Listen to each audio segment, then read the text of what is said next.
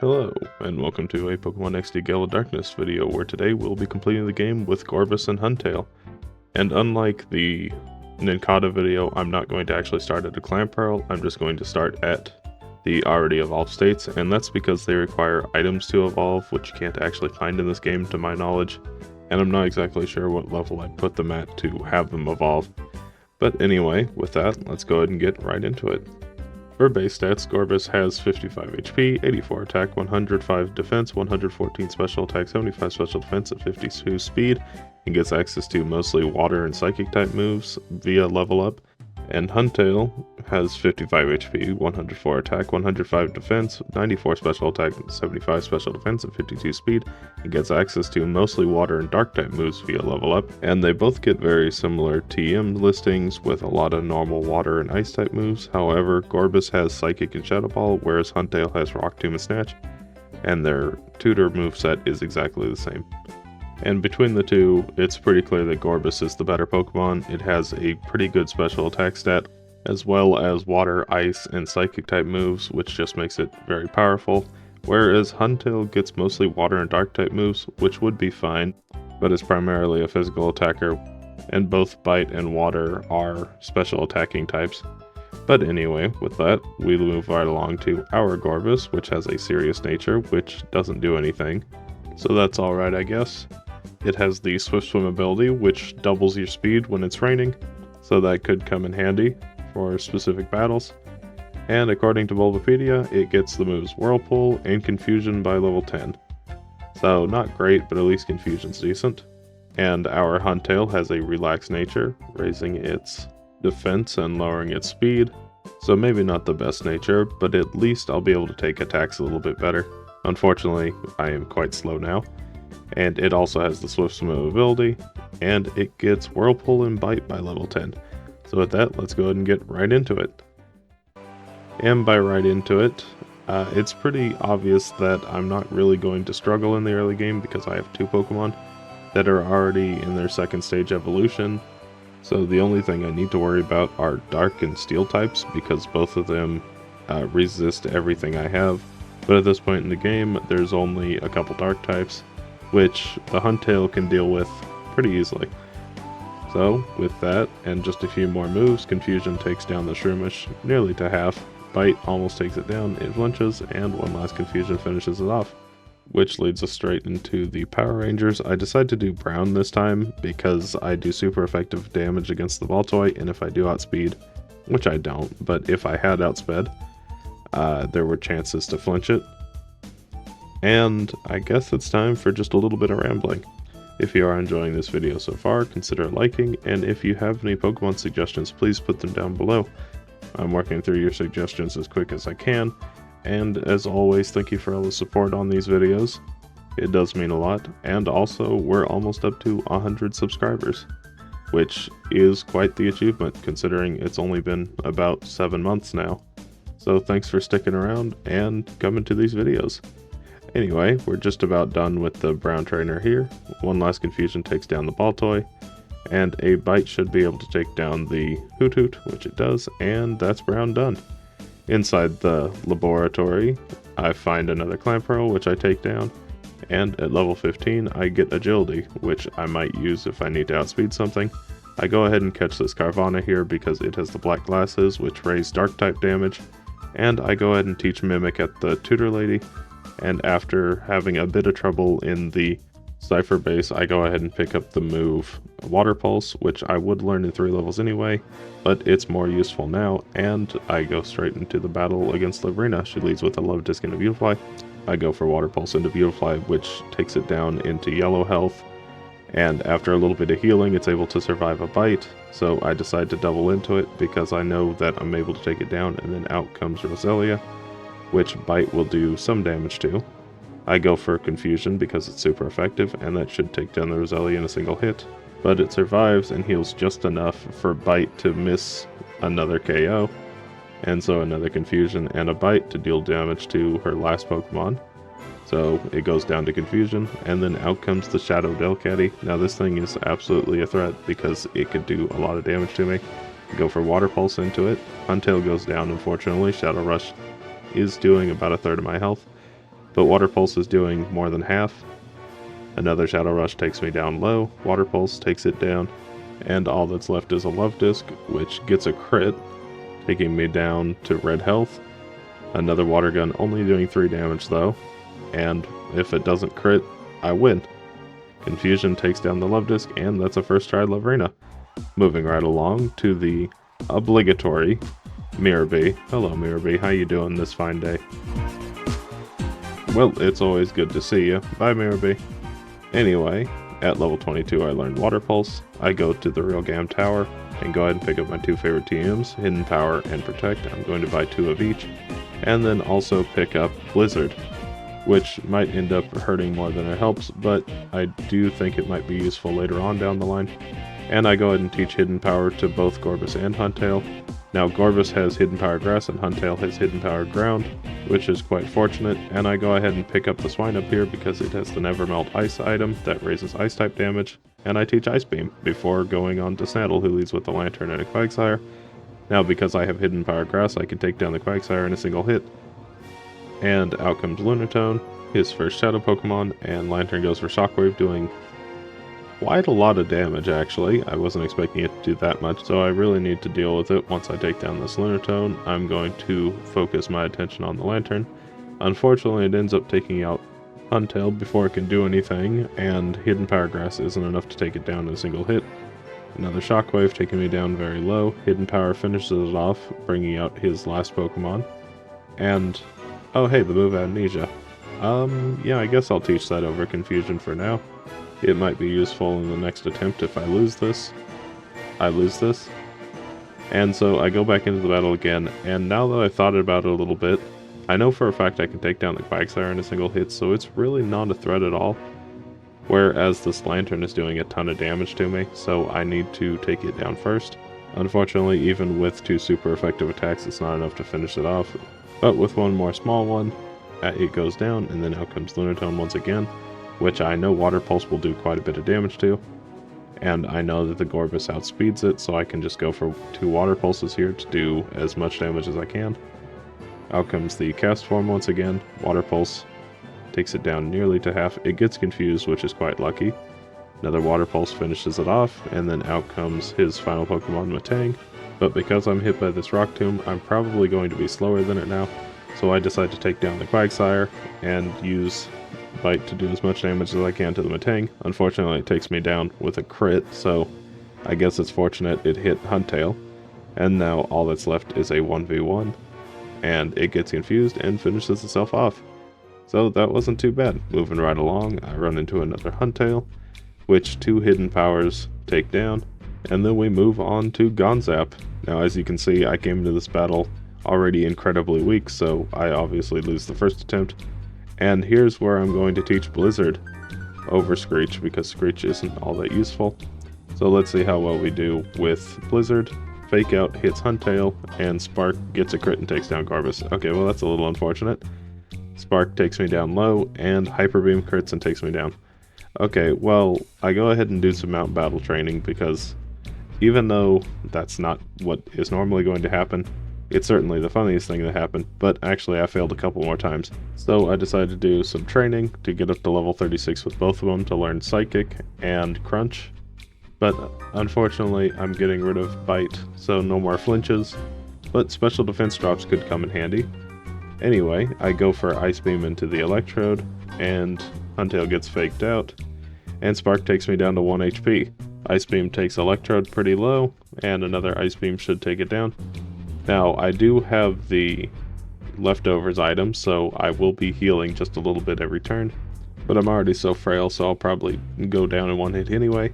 Blizzard hits both targets, which is very fortunate, doing quite a bit of damage to the Vileplume and taking down the Nuzleaf. Hidden Power can take down the Whiscash in a single hit, and then out comes his final Pokemon, which is a Skarmory. Another Blizzard finishes off Vileplume and does a decent amount of damage to Skarmory. And I go for 2 Water Pulses and take down the Skarmory. 4th try victory, not too bad. At the top of the pyramid, I run into another Huntail, which Hidden Power Grass doesn't quite finish off, but a Crit Crunch will. And I move on to the battle against Gorgon. He leads with a Celio and a Lairon, and because the Lairon's going to use Protect on the first turn, I double into the Celio. which I'm able to take down, and then out comes the second Pokemon, which is a Slowking. Now this is part Psychic type, so Crunch is going to be doing super effective damage, and that definitely should have been a Water Pulse into the Lairon.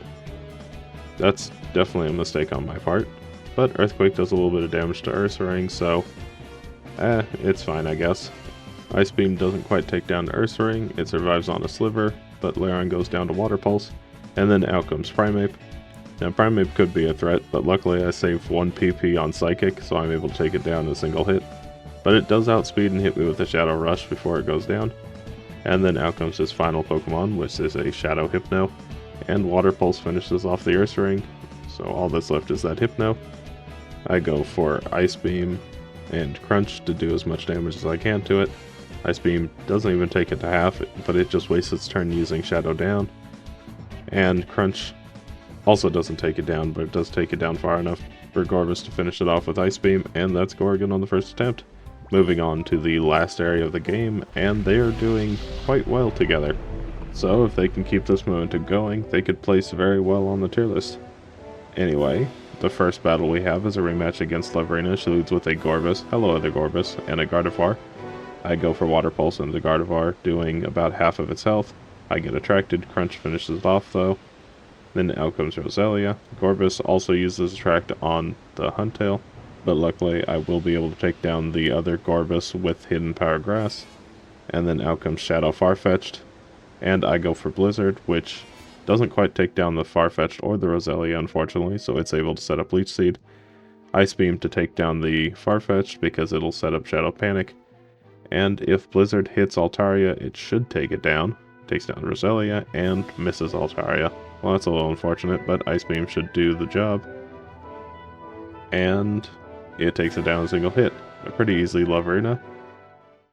And we move on to the top of the mountain, where we run into Snaddle once again. He leads with a Metang and a Quagsire this time. I go for Water Pulse, which doesn't quite finish off the Metang, but a second one will. And then out comes Scizor. Mudshot lowers my speed. I go for 2 Water Pulses once again, which take down the Scizor. And then out comes the Solrock, which should go down to Water Pulse. And Quagsire hits another Mudshot, lowering my speed even further. So I decide to take down the Quagsire so I don't get too much slower. And Water Pulse does actually take down the Solrock, luckily. And Hidden Power takes down Quagsire, which leads to his last 2 Pokemon, a Shadow Starmie, which threatens to do a ton of damage to me, and a Castform, which has Thunderbolt. So both of them are quite threatening. Shadow Storm hits, doing about a third to each. Thunderbolt comes out, nearly taking down the Gorebyss, but I'm able to take down the Starmie. Fruity Pebbles rain down, and one last move should take down the Castform. Crunch actually doesn't do the job, Gorebyss goes down, but I do outspeed Castform, so I know one last Crunch will take it down, and that's Snaddle on the first attempt. Moving on to Ardos, he leads with an Alakazam and a Swellow, and both these Pokemon are quite threatening because Alakazam is Thunder Punch and Swellow could just use Shadow half an A point.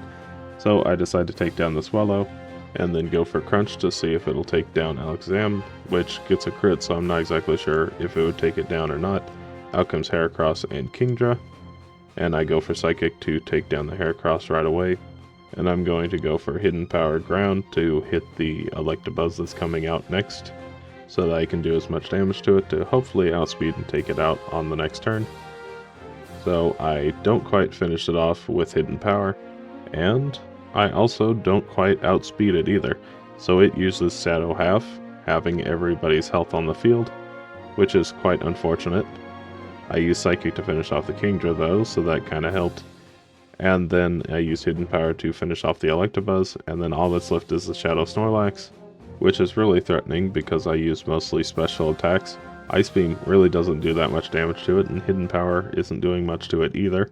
It takes down the Huntail, and I'm down to 4 health after some Fruity Pebbles, so I just have to hope that the move I use can finish it off. Ice Beam, it survives, and hits Shadow End and finishes me off. Darn, that was so close. Anyway, I think just teaching Protect would help a little bit, so I go ahead and do that. And this is now attempt number 5. Now the only notable difference between this and the previous ones is that I now 100% take down the Electabuzz with hidden power, which is quite useful because now I don't have to risk getting Shadow halved. And Kingdra is either using Double Edge or Dragon Breath, which is quite unfortunate because Dragon Breath has a pretty decent chance to paralyze. But it didn't in this battle, and I go for Psychics and Hidden Powers to take down the Snorlax, actually get a crit to finish it off. And after a round of Fruity Pebbles, one more attack should probably finish off the Kingdra. And that's Ardos on the 5th attempt. So not too bad. Okay, kind of bad. But we move on to Gorgon, who leads with a Ursaring and a Slowking. And I go for Ice Beam and Crunch into Slowking because Ursaring always protects on the first turn. And I take it down. And then out comes Aggron, which should be a one-shot to Water Pulse. And I decide to go for Blizzard here just to do some spread damage. But honestly, it doesn't really achieve anything. Does almost nothing to the Walrein and doesn't even do half to the Ursaring, so Crunch and Psychic to do as much damage as I can to the Walrein, which actually ends up picking up the KO. And then out comes Poliwrath, which always sets up Shadow Sky on the first turn. And as always, Poliwrath is a fighting type, so it goes down in a single hit. Out comes Mr. Mime, and I go for Crunch into it, not quite taking it down. Slash gets a crit, doing a bit of damage to me. Psychic and Crunch, Psychic to take down the Ursaring, and Crunch to finish off the Mr. Mime, which hits Shadow Storm, doing not too much damage actually, and Crunch finishes it off, and that's Gorgon, pretty easily. Moving on to Ardos, he leads with a Shadow Manectric and a Ninjask. Now unfortunately I am slower than both of them, so Manectric does set up Shadow Sky. Ice Beam takes a Manectric to low health, and Blizzard finishes them both off luckily. And then out comes Salamence, his second Shadow Pokemon, and Flygon. And if I can get a Blizzard to hit both of them, I'll do a ton of damage. I go for Ice Beam to take down the Salamence, which it actually does. That's very nice. Out comes the Marowak. Now Marowak's always a bit of a threat, so that Blizzard damage might help in taking it down in a single hit. And it misses both targets. Thank you, Blizzard. Anyway, Ice Beam and Blizzard once again. Ice Beam actually does take down Marowak in a single hit. Out comes Shadow Lapras. And Flygon's using Dragon Breath. Please don't paralyze. Okay, and Blizzard takes down Flygon. Okay, well that's quite nice. So all that's left is a Lapras. I go for Psychic and Crunch into it. Psychic's not really doing that much damage, and neither is Crunch. But luckily it does get a special defense drop. And one more Psychic should be able to take it down. If not, I am faster than it, so it really doesn't matter. And with that, Eldest goes down on the first attempt. Moving on to the battle against the big box legendary, Shadowlugia. And because it's flying Psychic, I can use Crunch and Ice Beam to do super effective damage to it.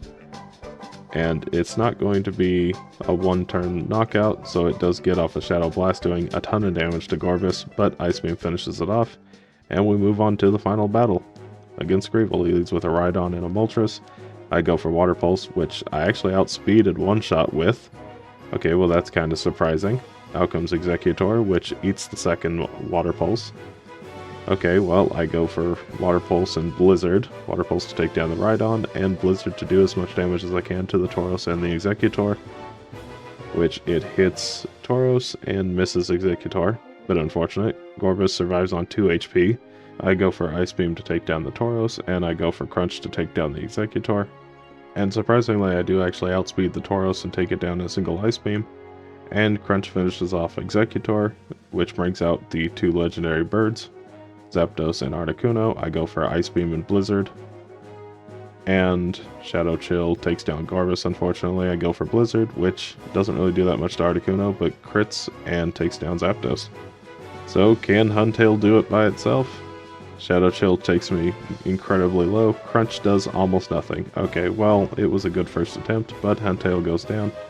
And I go back into the battle after using all my rare candies. And now I know that Water Pulse takes down the Moltres in a single hit. And then out comes Executor. I go for Water Pulse to take down the Rhydon as well. And because I know I outspeed the Tauros, I can go ahead and take it down as well.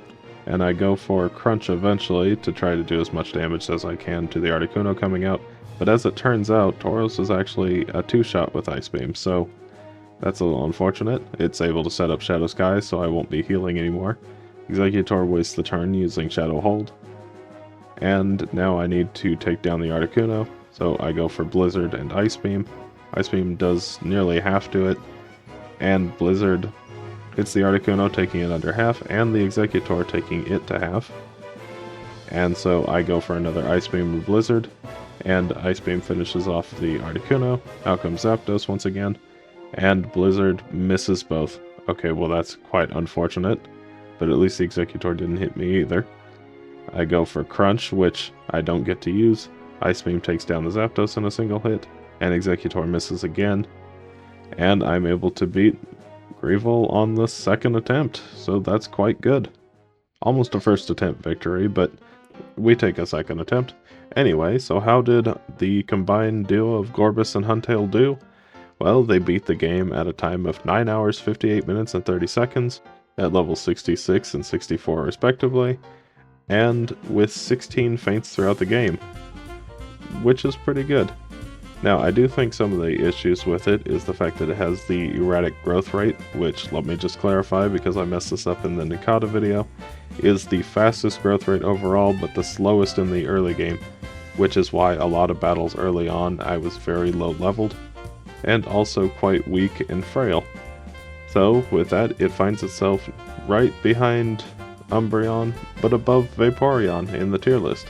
It's actually very comparable to Vaporeon in a lot of ways.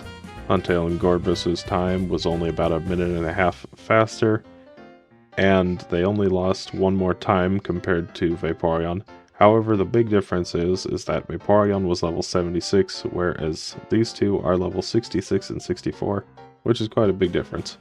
Now, the main thing I think holding this team back is just that Huntail doesn't really do enough.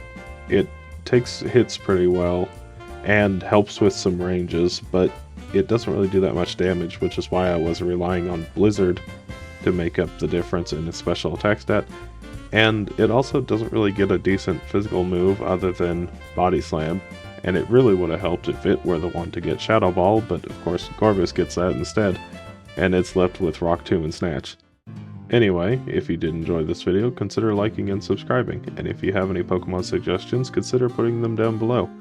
I'll get to them eventually. And, bye!